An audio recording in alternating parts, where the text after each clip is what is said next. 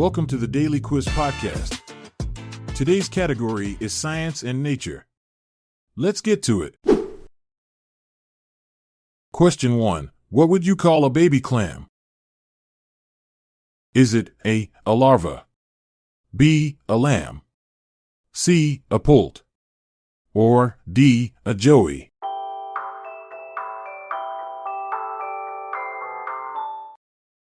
The answer is A, a larva. A baby clam is called a larva, and during this stage, it drifts freely in the ocean currents. This tiny wanderer eventually settles on the seabed to grow into its adult form. Interestingly, clams can live for over 100 years, making their early days as larvae just a small chapter in their long lives. Question 2. What is reflexology the study of?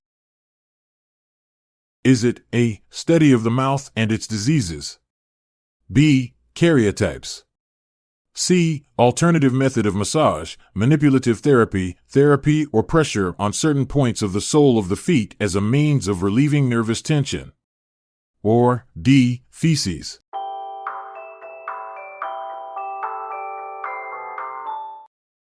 The answer is C, alternative method of massage, manipulative therapy, therapy or pressure on certain points of the sole of the feet as a means of relieving nervous tension.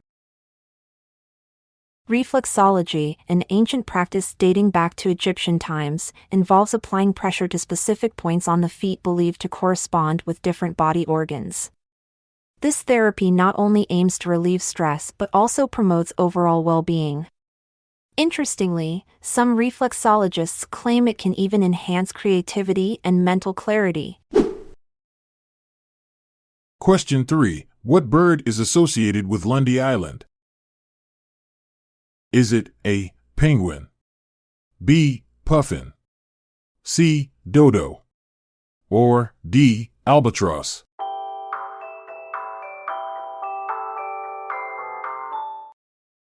The answer is B, puffin. Lundy Island, a tiny gem in the Bristol Channel, is famously associated with the charismatic puffin. These colorful seabirds are so integral to the island's identity that Lundy even issued its own currency called puffin in 1929. The island's rugged cliffs provide perfect nesting sites for these delightful creatures. Question 4. How long does it take for the Earth to orbit the Sun? Is it A, 28 days, B, 1 year, C, 1 month, or D, 1 day?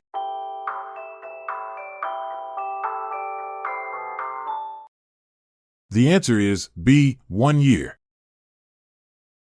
While we often say it takes a year for Earth to orbit the Sun, it's actually about 365.25 days. This extra quarter of a day accumulates, leading to an additional day every 4 years, hence, the leap year. This clever adjustment keeps our calendars aligned with Earth's journey around the Sun. Question 5. In the electromagnetic spectrum, what comes between X-rays and visible light? Is it A, infrared, B, radio waves, C, ultraviolet light, or D, gamma rays?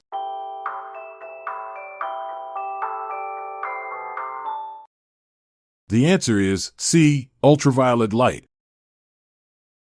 Ultraviolet light, nestled between X-rays and visible light in the electromagnetic spectrum, is responsible for giving us sunburns.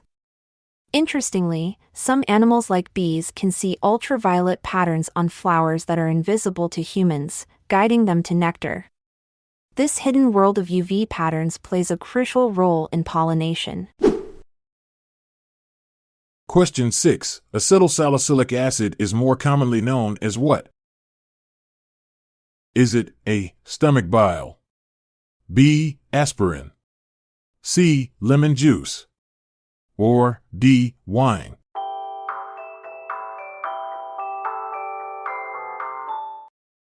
The answer is B, aspirin. Aspirin, derived from willow bark, has been used for pain relief since ancient times. Hippocrates recommended it in 400 BC.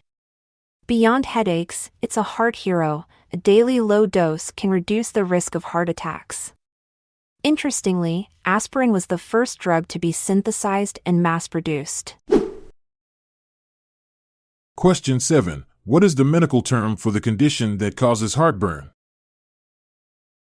Is it A. Heart disease, B. Gastritis, C. Pneumonia, or D. Acid reflux?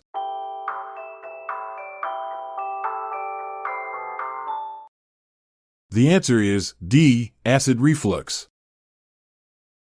Acid reflux, medically known as gastroesophageal reflux disease, GERD, occurs when stomach acid frequently flows back into the esophagus.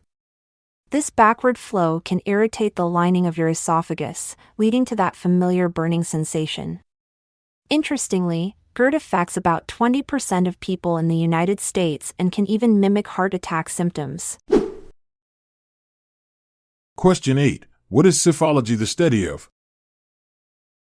Is it A. Algae, B. Algae, C. The study, especially statistical, of elections, or D. The ecological interrelationships among communities of organisms?